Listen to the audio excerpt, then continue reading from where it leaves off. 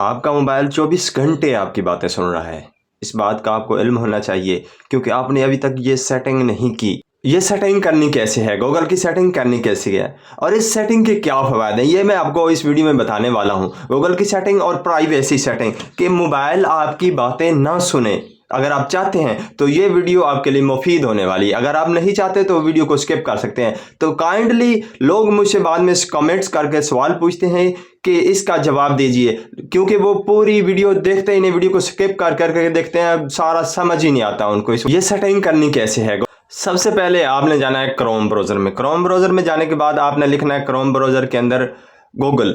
Google लिखेंगे तो आपकी अपनी आईडी आ जाएगी। उस आप आईडी में सेटिंग में जाएंगे। सेटिंग में जाने के बाद डाटा प्राइवेसी में जाना है। डाटा प्राइवेसी में जाने के बाद आपने जाना है वेब एक्टिविटी के अंदर। वेब एक्टिविटी को देखना है कि अगर आपकी वेब एक्टिविटी ऑन है तो इसका मतलब है आपका मोबाइल आपकी बातें सुन रहा है। अगर आपने वेब एक्टिविटी को ऑफ कर दिया तो इसको मतलब है कि आपका कोई भी ऐप आपका रिकॉर्ड नहीं रख सकता। और thanks for watching my videos.